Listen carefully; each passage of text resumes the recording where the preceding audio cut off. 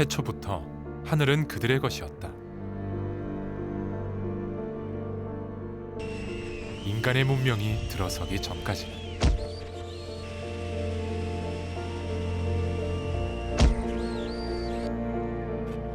자연의 법칙에 따르지 않는 죽음, 문명과 새의 소리 없는 전쟁터. 885마리였어요. 885마리, 2년 반 동안.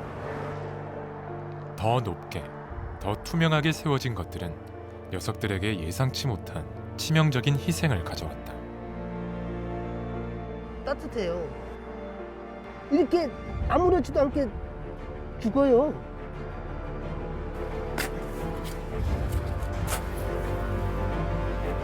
전 세계에서 1년에 수십억 마리. 오늘, 지금, 이곳도 예외가 아니다. 방음벽 양쪽 끝에는 다 새무덤이에요. 계속 묻어가지고.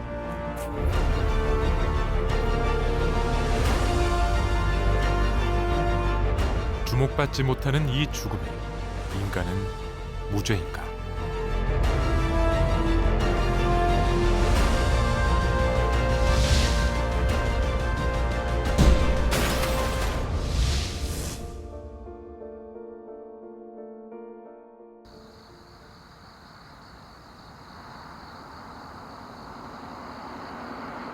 어슴풀에 동이 터오는 시간. 새들이 활동을 시작하는 시간이다. 안종규, 정재현 씨가 오늘도 방음벽 구간을 찾았다.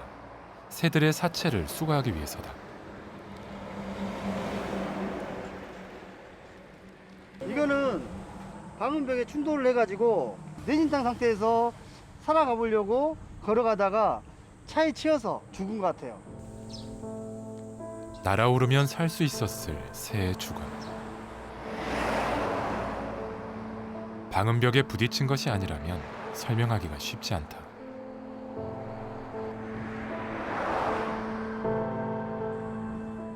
아니나 다를까 방음벽 아래에는 10m가 멀다 하고 새들의 사체가 늘어서 있다.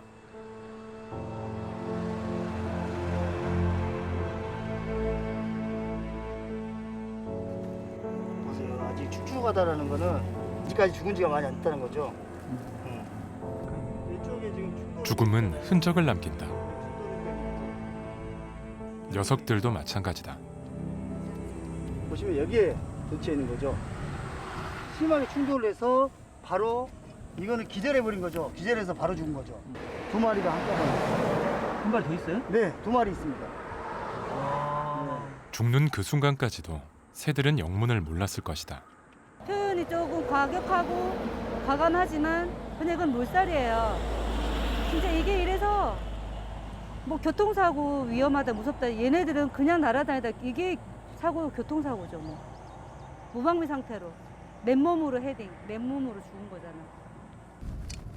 경고도 예고도 없는 죽음. 큰 새, 작은 새, 텃새, 철새 예외가 없다. 6종 정도 되고요. 총 마리수는 21마리네요. 방음벽 아래서 새들의 사체를 수거한 지 2년. 그동안 수거한 새의 사체만도 600마리가 넘는다. 하지만 이것은 빙산의 일각일 뿐이다. 이걸 다 사체 수습을 하고 다시 돌아간다. 다시 오면 또 이렇게 돼 있어요. 계속. 그래서 저희가 새로운 곳을 가는 게 아니라 내일이고 모레고 또 오자면 또 있어요. 계속적으로. 반대편은 저희가 사람이 발을 못 디디기 때문에 못 보지만 거기는 충돌흔이 더 많아요. 너무나 투명해서 새들에게는 전례 없는 함정이 되어버린 방음벽. 취재진도 살펴보기로 했다. 방음벽 아래서 작은 새 한 마리를 발견했다. 괜찮은 걸까? 목이 이쪽으로 안 들어가나 봐. 물고기를 잡아먹으며 사는 텃새, 물총새다.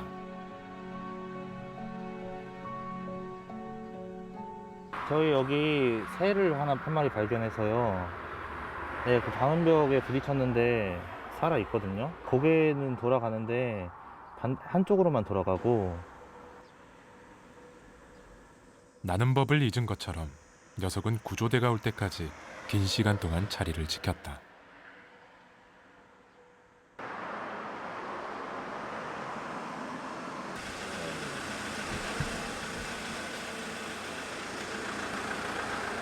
온전히 살아날 수 있을까?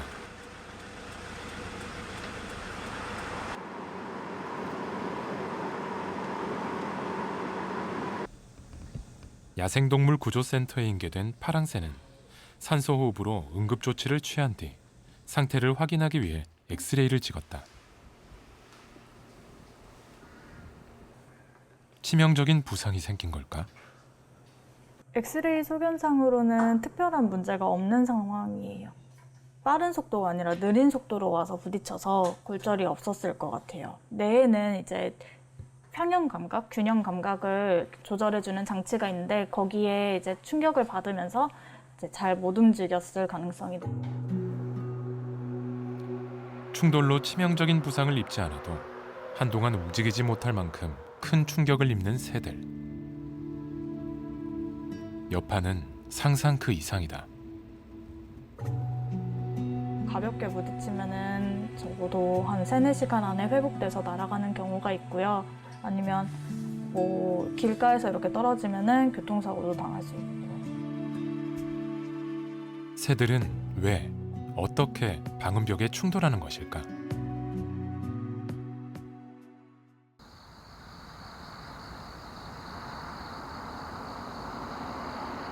다시 경상남도 하동을 찾아 방음벽을 지켜보기로 했다.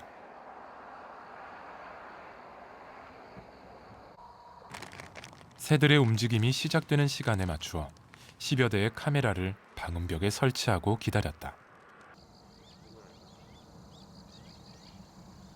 새들은 먹을 것이 있으면 겁없이 도로에 내려앉았다.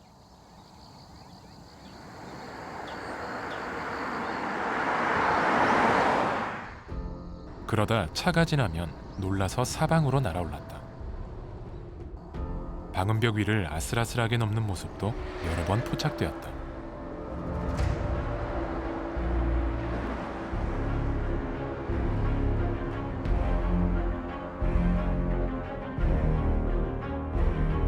새들에게 방음벽은 인지할 수 없는 대상인 걸까?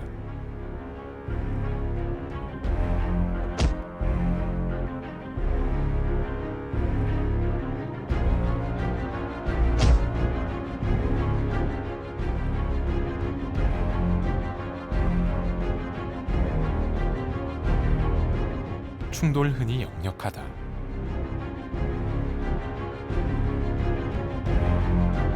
다행히 녀석은 살았다.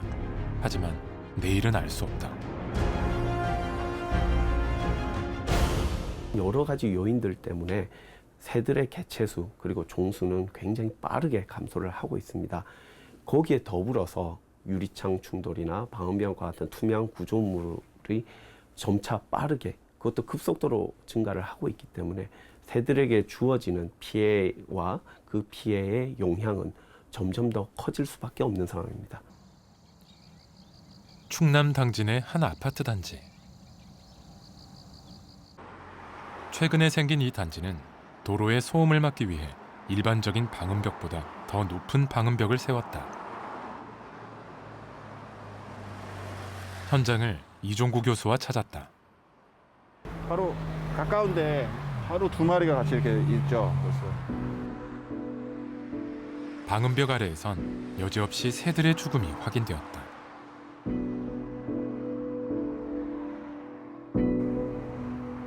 새들에게 이곳은 어떻게 인식되길래 피하지 못한 채 죽음을 맞는 것일까? 무엇이 문제인 것일까?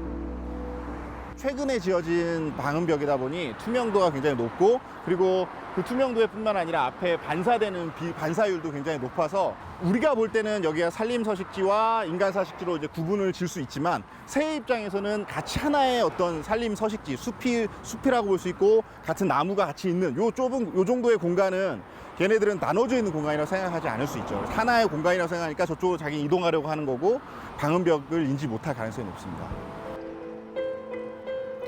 방음벽과 아파트 단지 사이의 녹지가 투명한 방음벽을 통해 보이면서 새를 혼란시킨다는 것. 때문에 이 20cm 남짓한 방음벽이 새들에게는 삶과 죽음을 가르는 경계가 되고 있다.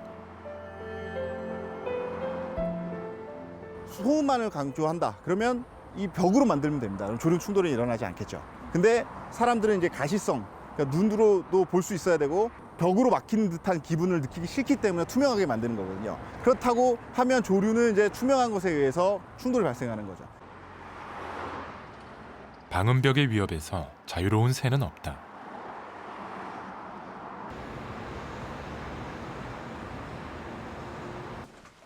서울의 한 야생동물 구조센터. 잡아달라고 그래. 며칠 전 방음벽 근처에서 구조되어 온 새다. 황조롱이라는 새입니다. 천연기념물 323호입니다. 어떻게 해서 들어온 거죠? 아마 충돌로 의심이 되고요. 날개뼈가 부러져 있었어요. 맥과에 속하는 맹금류 텃새, 천연기념물 황조롱이다. 날개 끝 부위, 이쪽 부위 뼈가 부러져 있습니다. 일반 새보다 높이 비상해 땅 위에 먹이를 찾고 사냥할 만큼 시력이 좋은 녀석인데 날개뼈가 부러질 만큼 충돌했다면 방음벽을 보지 못했다는 얘기다. 황조롱이뿐만이 아니다. 구조되어 들어오는 새들 중에는 희귀새들이 적지 않다. 무엇이 문제일까? 새가 볼 수 있는 영역과 사람이 볼 수 있는 영역이 많이 다르거든요. 맹금류 같은 종들은 이제 눈이 앞쪽에 붙어 있어요. 그래서 앞쪽에서 앞에 먹이를 이렇게 쫓아가려고 하기 때문에 이제 앞쪽에 붙어 있고요. 많은 새들은 이제 여기에 이렇게 이쪽에 붙어서 어느 정도 각도를 볼 수 있게 되어 있고요. 그다음에 어떤 새들은 넓은 평야나 갯벌 같은 데 사는 새들은 이제 이 가리는 것들이 없잖아요. 그래서 뒤에서 뭐가 날 쫓아오면 또 위험하게 되니까 새가 조금 눈이 위에 이쪽에 이렇게 붙어서 360도를 이렇게 볼 수 있게 이렇게 위치한 종도 있습니다. 비행 형태도 다르다. 새들의 일반적인 비행은 상하 변동이 심하지 않은 직진 형태의 비행이다.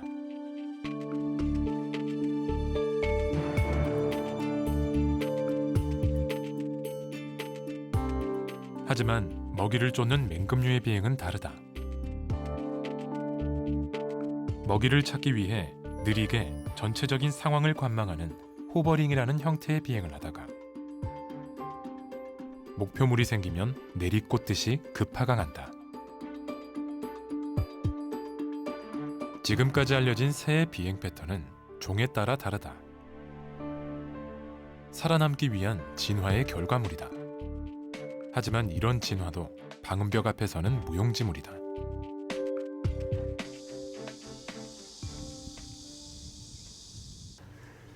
구조된 야생동물 현황을 매일 기록하는 한 야생동물 구조센터. 이제 검은 글씨로 적혀져 있는 거는 그날 들어온 동물들을 뜻하고요. 빨간 글씨는 그날 폐사를 했거나 안락사를 한 개체들을 이야기하고, 오늘 구조된 야생동물 대부분이 조류다. 이 새는 어제 방음벽 아래서 구조된 여름철새, 쏙독새다. 쏙독새라는 새인데 어제 구조가 됐을 때 입 안에서 피를 굉장히 많이 흘리고 있었어요. 그러니까 입 안에서 피를 흘린다는 건 이 가슴 부위나 내부 장기에 손상이 굉장히 심하게 발생했다는 걸 의미하거든요. 미동도 없다. 살아있는 걸까? 회사에서 이미 강직도 일어난 상태고요. 얼마나 큰 충격을 입은 것일까? 엑스레이 촬영을 통해 확인해 보기로 했다. 골절 형태나 이런 걸 봤을 때 새가 이렇게 유리창에 이렇게 날라오다가 정면으로 부딪힌 걸로 보입니다. 머리로 받고 충격이 뒤로 가는 것 같아요. 이게 이렇게 부러질 정도면 좀 강한 충격을 받은 걸로 보입니다.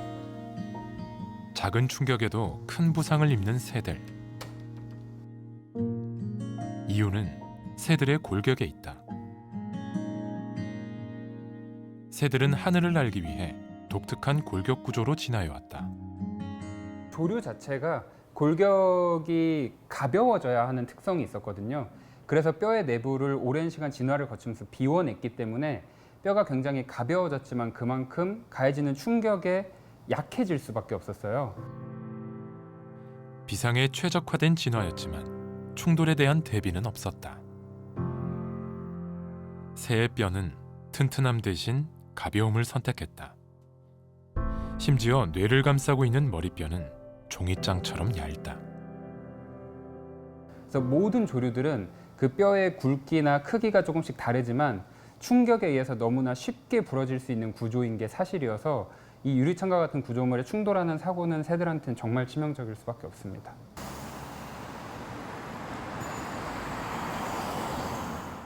15일 간격으로 3번을 마치셔야 되니까 서산에서 동물병원을 하고 있는 김신환 원장. 일차라고 써놓는 거예요. 김 원장은 30년 넘게 천수만 철새 먹이 나누기 활동을 해왔을 만큼 새에 대한 애정이 깊다. 그런 그에게 지난 봄 눈에 띄는 사건이 생겼다.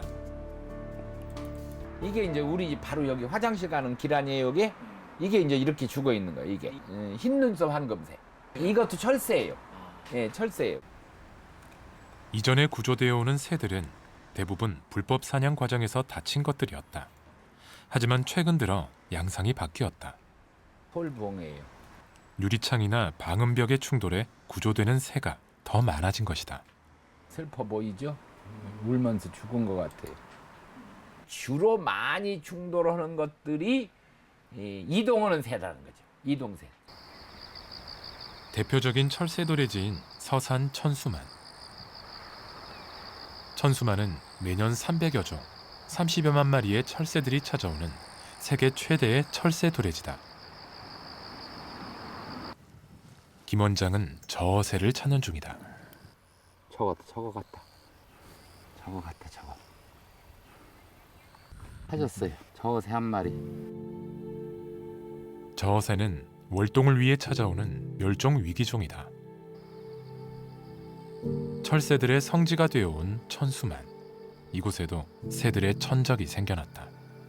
여러분 동남아에서 왔던 새들이 서해안 지나서 천수만 들려서 북상하면서 늘 다니는 길에 갑자기 유리창이 생겼고 거기에 아파트가 지어 있고 아파트 안에 나무가 있으니까 그 나무 쪽으로 가다가 그렇게 이제 충돌하는 경우가 거의 대부분일 걸로 생각합니다. 순천만에서 월동하는 천연기념물인 흑두로미의 경우 녀석들이 오가는 경로에 서산이 있다. 이런 도시들이 새들에게는 위협이 되는 것이다. 현대 도시의 외형적 특징이라면 단연 유리 건물을 들 수 있다. 하루가 멀다 하고 세워지는 마천루들은 10중 8구 유리 건물이다. 그리고 이런 도시에도 새가 산다. 도시의 유리 건물들이 갖는 특징은 무엇일까? 건축가와 동행해 보았다. 약간 돌 붙인 거 말고는 전부 다 유리죠, 앞에가. 높고 최근에 지은 건물일수록 유리가 많이 사용되었다. 요새 지어지는 고층 건물들 중에서 유리 안 쓰는 건물 찾기 어려울 정도로 이미 건축에서는 너무나 빼놓을 수 없는 핵심 재료가 됐고, 아무래도 좀 고층 건물이나 대규모 건물일수록 반사율을 좀 높게 쓰려는 경향이 있을 수밖에 없어요. 왜냐하면 부동산적으로 가치가 올라가야 되기 때문에 더 반짝거릴수록 좀 더 좋아 보인다는 이미지가 있어서. 신도시로 개발된 경기도 하남시. 전인태 씨가 오늘도 동네 모니터링에 나섰다. 전 씨는 속속 들어서는 유리 건물 주변을 중심으로 조류 충돌을 모니터링하고 있다. 뭐 발견했어? 여기 있네. 같이 나온 딸이 유리 충돌이 의심되는 새 한 마리를 발견했다. 물총새다.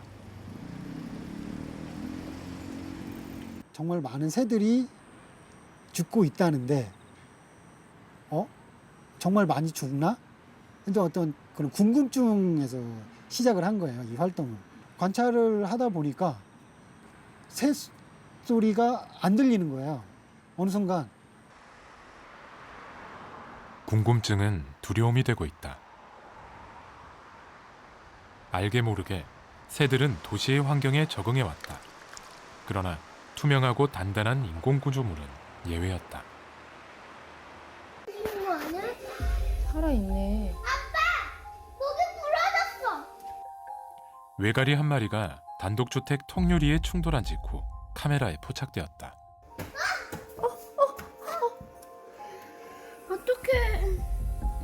두 마리가 이렇게 장난치듯이 뭐지 하고서는 저렇게 큰 게 왜 이렇게 가까이 오지 했는데 쿵쿵쿵 하고 한 마리는 그냥 위로 올라가고 한 마리는 그대로. 그러니까 무슨 진짜 열차 오는 것처럼 쿵쿵쿵쿵 그런 느낌이었던 것 같아요. 녀석은 균형 감각을 완전히 잃은 듯했다. 나가니까 이제 조금씩 다리하고 날개를 움직이려고 자기가 버둥버둥 내더라고요. 그래서 죽지는 않았구나, 좀 이제 안정되면은 날아갈 수도 있겠구나 생각을 했는데 계속 그 상황이 반복이었어요. 그게 그 구조사님 오기 전까지 한 5시간 정도 계속.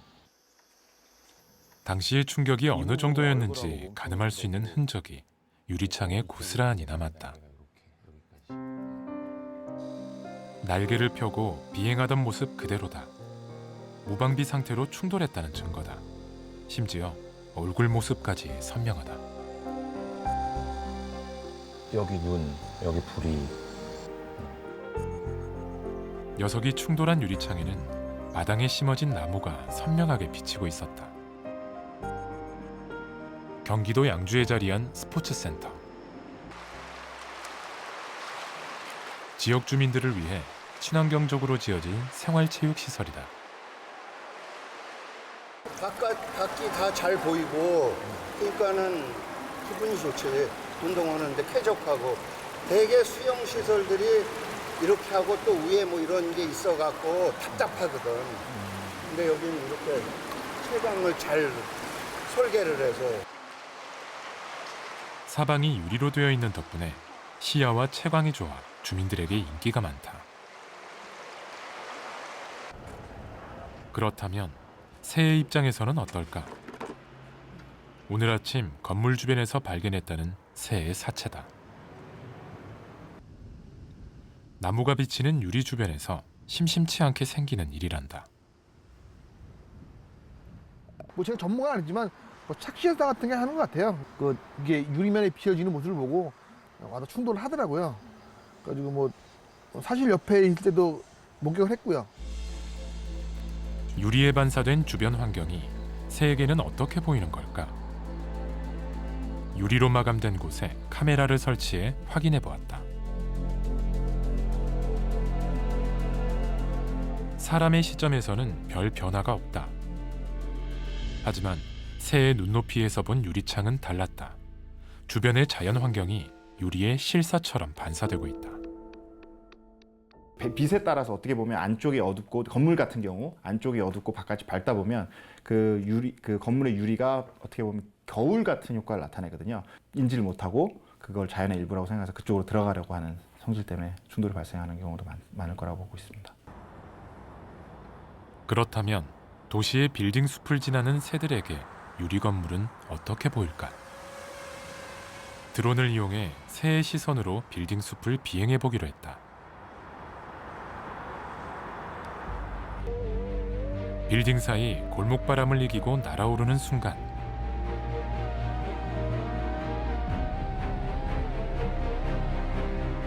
유리면에 하늘이 고스란히 비친다.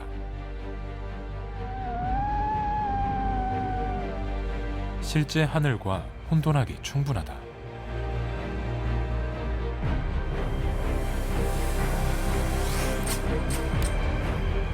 아찔한 순간 많죠. 아찔한 순간, 제일 아찔한 순간은 갑자기 날아가다가 갑자기 하늘이 딱 나타나는 현상? 비치는 하늘하고 실제 하늘하고의 배경이 여기도 구름이고 뒤에도 구름이다. 근데 내가 시선이 멀리 보고 있다. 그러면은 돌진할 수도 있겠죠. 유리창 쪽으로. 맹금류 버전으로 해서 좀 더 빠르게 비행하는 걸로 한번 담아볼게요. 시속 60km 이상인 맹금류의 시선에는 어떻게 보일까? 자세를 잡고 이렇게 서서 어디로 갈지 경로를 보는 거죠. 먹이를 쫓는 상황이라면 이렇게 급하강을 할 것이다.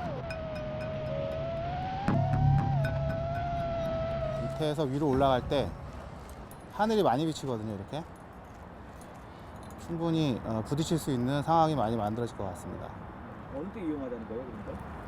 이렇게 해서 올라갈 때 특히 이제 하늘이 비치는 상황은 밑에서 창문을 위로 바라봤을 때 건물을 맹금류의 시선으로 보는 고층 빌딩의 유리창에도 하늘이 그대로 비춰지고 있다. 아차하는 순간 충돌이 일어난다.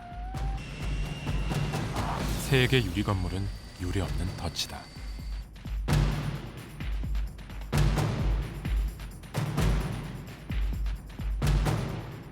모든 개체들이 동일한 수준의 어떤 충돌 위협에 처해 있다는 것이죠. 따라서 이런 것은 종의 진화를 할 수 있는 원동력을 제공하는 것이 아니라 그냥 그 개체 자체를 죽이는 일종의 학살이라고 볼 수가 있습니다.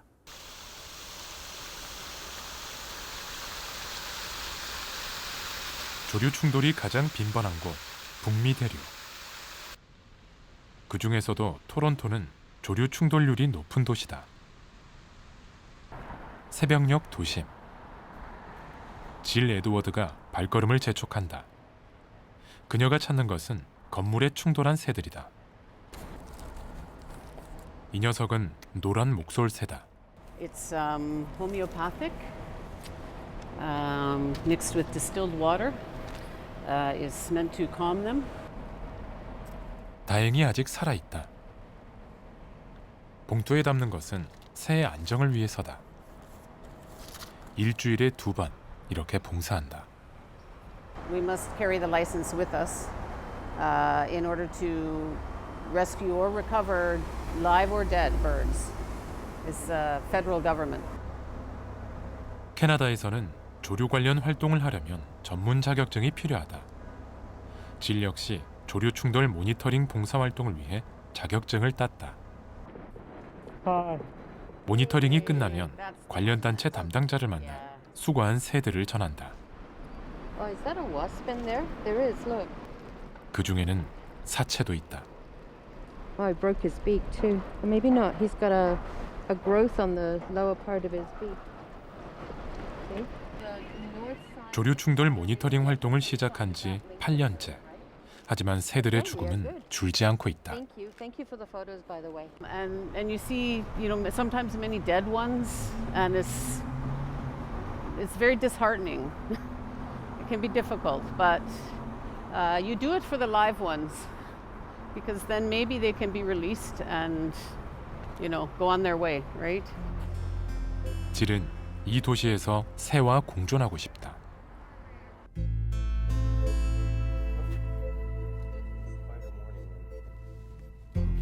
플랩 캐나다의 공동 설립자인 미카엘. 플랩 캐나다는 캐나다 최대의 조류 충돌 관련 시민단체다. 미카엘이 처음 조류 충돌에 관심을 가진 것은 1989년.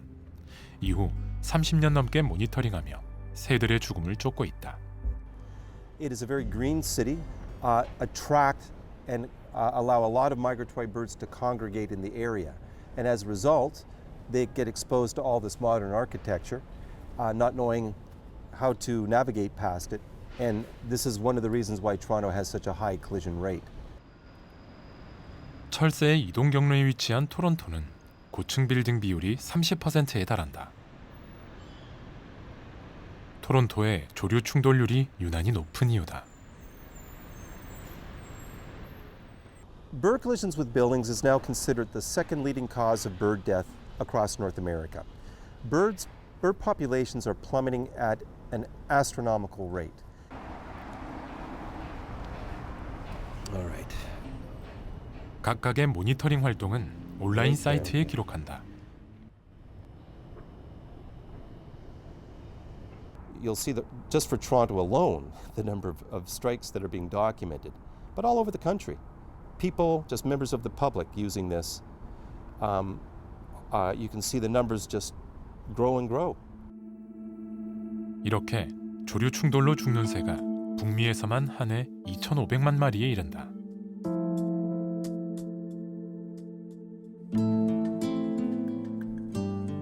한 해 동안 수거하는 새의 사체만도 70-80종류의 수천 마리.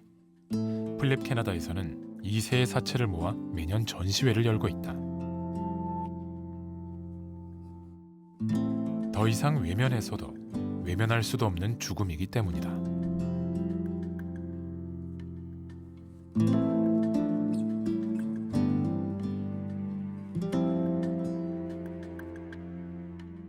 Over and over and over again, as long as you have birds and windows coexisting, being in the same place, you're going to have bird deaths because they're going to be deceived.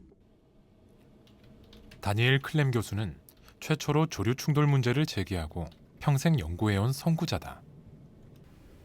그는 새가 사라진 세상에서는 인간도 고통받을 수밖에 없다고 경고한다. 이 경고를 확인할 수 있는 역사 속 실리에도 있다. Mao Zedong, the leader of the Chinese government, ordered the sparrows, house sparrows really, to be eliminated. 이유는 참새가 벼 이삭을 쪼아먹는다는 것이었다. 이후 제4의 운동으로 중국 전역에서 4년 동안 참새 2억 1,000마리가 사라졌다. 그러나 아이러니하게도 그 결과는 메뚜기의 창궐과 대흉년이었다. And so if we end up having our birds being lost, what otherwise would be harmful to humans. So they have lots of services that they provide us humans. So they have this utility, this usefulness. 새의 역할은 또 있다. 지난 2020년 안동의 한 야산에서 화재가 발생. 여의도 7배 넓이의 산림이 사라졌다. 화마가 휩쓸고 간 지 1년. 나무가 사라진 자리에 풀들이 자라나기 시작했다. 산림 전문가와 함께 현장을 찾았다. 사라졌던 새들이 돌아오고 있다. 긍정적인 신호다. 토분 진행되는 과정에서 이제 목본이 들어오면서 이제 숲이 형성돼야 되는데 지금 아시다시피 화재에서 목본이 사라졌습니다. 그러면은 이 토양에 맞는 목본이 원래 들어와야 돼요. 낙엽, 화로스름이 들어와야 되는데 그런 것이 이제 참나무림 이런 것인데 다시 말하면 도토리가 씨가 돼서 들어와야 되는데 그런 것은 바람에 의해서 날려올 수가 없고 또 밑에서 위로 올라갈 수는 없거든요. 저 위로 이 도토리가 분산되려면은 다른 제3의 매개자가 있어야 되거든요. 이런 식생에서는 우리가 주변에 많이 볼 수 있는 어치가 그런 기능을 합니다. 어치는 산까치라고 불리는 텃새다. 겨울에 대비해 먹이를 저장하는데 그중 한 가지가 도토리다. 어치가 숨겨놓고 찾지 못한 도토리에서 싹이 나면 참나무가 된다. 숲의 복원에 새가 하는 역할 중 하나다. 산불난 지역의 일정량의 어떤 종자 분포에도 새가 중요한 역할을 하죠. 진정한 날개를 가지고 날 수 있는 것은 조류뿐이거든요. 그래서 사람이 접근할 수 없는 극한 지역까지 새가 분포를 해서 그 지역의 생태계에 중요한 역할을 하고 있습니다. 조류 충돌에 대한 각성이 시작되면서 조류 충돌 저감을 위한 노력도 시작되었다. 그중 한 가지가 조류 충돌 방지 필름을 붙이는 것이다.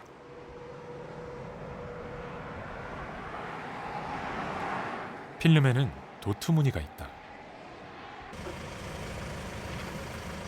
이 새들이 이제 활강하면서 비행을 하면서 자기의 날개를 펼친 상태에서 이 공간을 통과할 수 있냐라고 했을 때는 사실 간격이 좁으면 좁을수록 유리한 거죠. 100% 다 안 죽는다라기보다도 우리가 할 수 있는 최선을 다하는 거죠. 이렇게 무늬를 붙여놓으면 새들이 투명창을 인식할 수 있다는 것이다. 과연 새들은 이 문양을 알아볼 수 있을까? 인천항에서도 배로 3시간. 실험을 위해 소청도를 찾았다. 이종구 교수팀은 이곳에서 도트 문양이 조류 충돌 방지에 도움이 되는지 실험을 진행해왔다. 특히 이번에는 문양의 간격에도 주목하고 있다.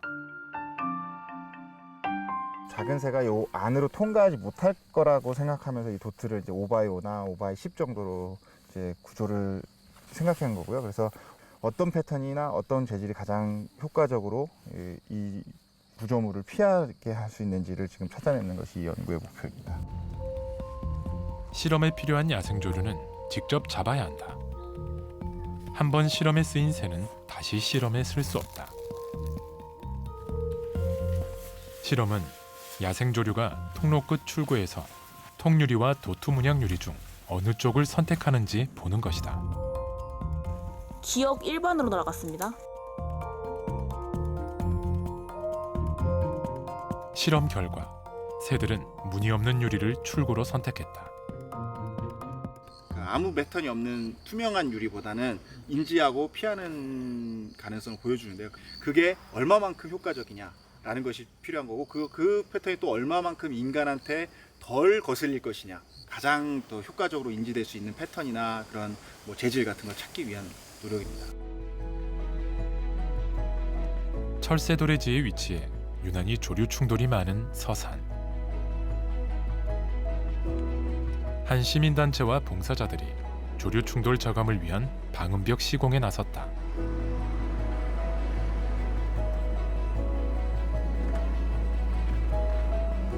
일일이 저희가 붙일 수 있을 만큼 붙이긴 해야겠지만 사실 여기도 굉장히 제한된 곳이잖아요.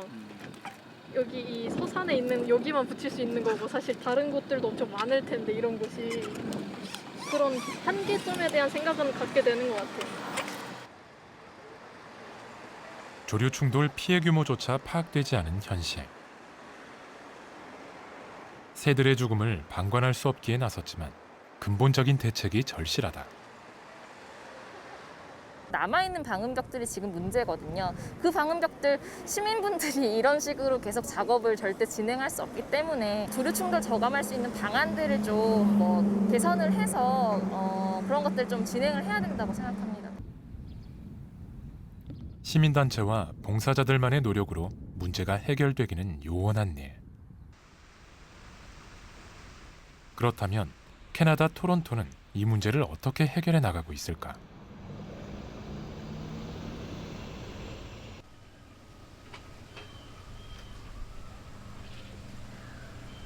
펄 쇼어는 토론토의 조류 충돌 관련 변화를 이끈 대표적인 인물 중 한 사람이다. And this food is for them so that when they go south, they have lots of energy to fly. And then here I have a little bird bath that I clean every day. I put fresh water for them. 펄은 집 안팎에 새들의 공간을 마련하고 매일 모이를 뿌려두는 것은 물론 창문마다 조류 충돌 방지를 위한 조치도 취해 놓았다.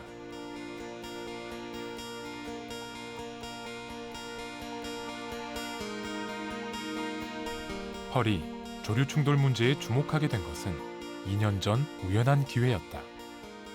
I was coming out of the subway and I found two dead crowned kinglets, two little songbirds dead on the sidewalk in front of a glass building. I knew about the TD Centre, which is probably the worst spot in Toronto for bird collisions. 펄은 자료를 찾기 시작했고 토론토의 대표적인 고층 건물인 TD 빌딩이 조류 충돌의 원흉이라는 사실을 알게 되었다. So the glass from one side to the building to the other, you can see through it. So the birds don't know the glass is there. And I see there's hundreds of birds every year, every migration season, recorded. 펄은 TD 빌딩에 입주해 있던 거래은행과 건물주에 편지를 보내 문제를 해결하라고 요구하기 시작했다. Everything out. And I told them why I'm taking it out. Because I can't bank at a place that has no regard for animals and for conservation, you know? Especially when there's a solution. 펄의 사연이 SNS로 알려지자 7만 5천 명의 시민들이 서명에 동참했다. 그리고 기적이 일어났다. TD 빌딩 측이 해결을 약속한 것이다. Today is June 15th, 2021. Bird deterrent markers being installed at 100 Wellington Street West. Congratulations to everyone who was involved. 펄이 문제를 제기한 지 1여년 뒤였다. 그리고 현재 TD 빌딩 6개 건물 모두에 조류 충돌 저감을 위한 도트 문양이 시공되어 있다. 이런 성과 이면에는 시민들의 계속된 노력이 있었다. 한 예로 이 건물은 2010년 조류 충돌 때문에 소송에 걸렸다. This building was killing about 1,000 birds a year, including endangered species. We gathered evidence, we went to court, and we convinced the judge that emitting reflected light that kills birds is an offense under the act. 온타리오 법원은 시민들의 손을 들어주었다. 반사율이 높은 유리 건물은 새들을 죽이는 범죄를 저지르고 있기 때문에 위법이라는 것이 요지였다.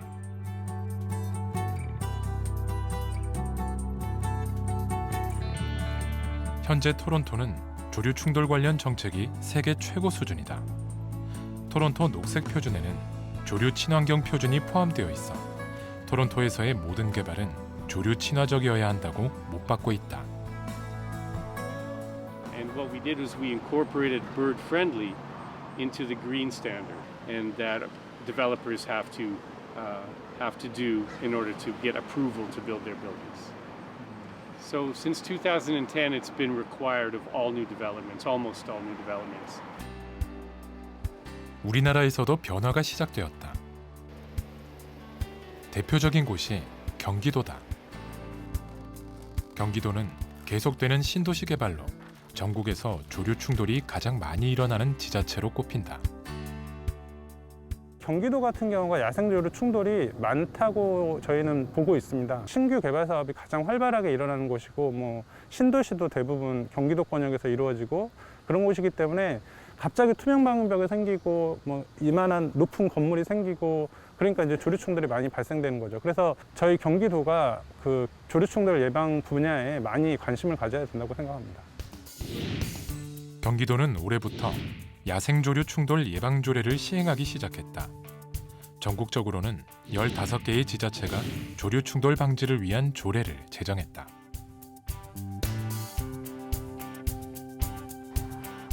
지난 4월 경기도청은 사방이 유리로 되어 있는 연결 통로에 조류 충돌 방지 필름을 시공했다. 현재로서는 기존의 유리에 시공할 수 있는 최선의 방법이다. 조류 충돌 방지를 위한 기술도 속속 개발되고 있다. 이 유리는 인간의 눈에는 보이지 않지만 빛을 받으면 새들의 시각에만 보이는 무늬를 가지고 있다. 사람이 인지하지 못한 자외선 영역을 반사시킬 수 있는 구조체를 유리에다가 이제 칠을 하게 되면은 그 코팅을 하게 되면은 이제 조류는 인지하고 사람은 인지를 못하기 때문에 조류들의 시력은 척추 동물들 중 가장 발달해 있다. 눈은 머리 크기에 비해 크고 빛에 민감해서 인간이 볼 수 없는 자외선까지 볼 수 있다. 이 기술은 이런 인간과 새의 시력 차이를 응용한 것으로 상용화된다면 인간의 시야도 확보할 수 있다. 다양한 파장들이 그 각도에 맞는 빛들만 선택적으로 반사될 수가 있습니다. 그러니까 색이 연속적으로 변화하기 때문에 새들이 볼 때에는 거기에 뭐가 있다라고 인지하기가 더 좋은 거죠. 뒤늦게 시작된 인간과 새의 공존을 위한 노력. 그렇다면 건물을 지을 때부터 조류 충돌을 막을 방법은 없을까? 제 앞에 이렇게 유리를 다 가리고 있는 경우가 잘 없어서 상당히 인상적인데요.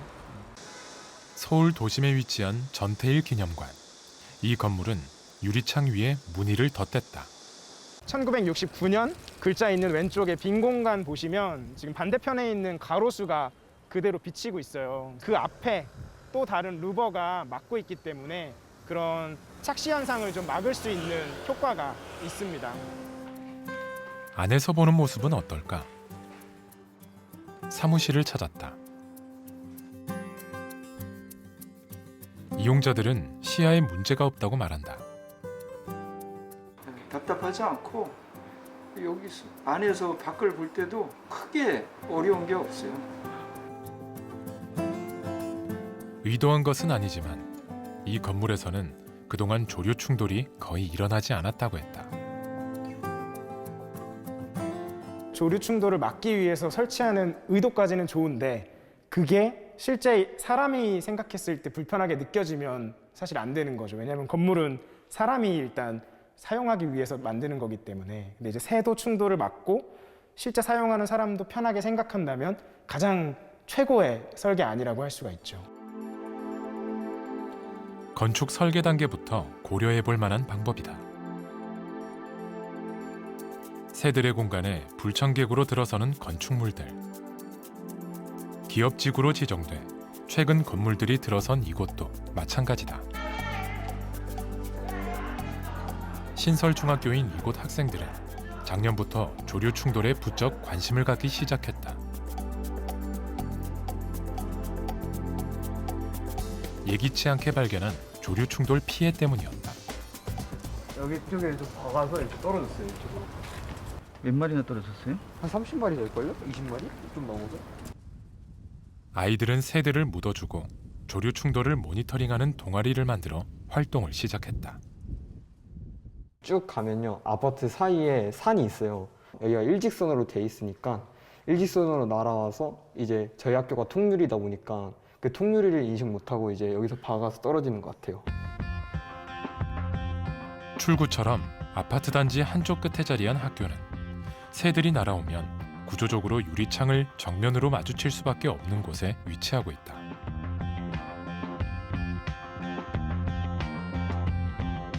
저희가 조금만 관심을 기울이면은 이렇게 많이 죽진 않았을 텐데 약간 이 생각을 하면서 친구들이랑 같이 했던 것 같아요, 동아리를. 아이들은 자신들이 할 수 있는 방법을 고민하기 시작했다. 그래서 시작한 것이 유리창 난간에 반짝이 줄을 매다는 것이다. 반짝이는 테이프 같은 겁니다. 이게 사람이 이렇게 하면서 이게 반사되면서 이제 새들한테 인식을 해줄 수 있어요. 줄이 바람에 날리며 빛을 받으면 새의 눈에 장애물로 인식될 수 있는 원리다. 새들을 위한 일종의 경고 표시인 셈이다. 하지만 이것만으로는 부족하다는 것이 아이들의 생각이다. 저거 말고도 뭐 다른 방법으로 해결을 해본다던가 아니면 사람들이 관심을 이끌어서 더 좋게 만들다고 그렇게 하고 싶어요. 되게 약간 절박하게 말하네요. 진짜 안 왔으면 좋겠어요, 이 새들. 인간의 투명한 구조물이 새들의 무덤이 되는 세상.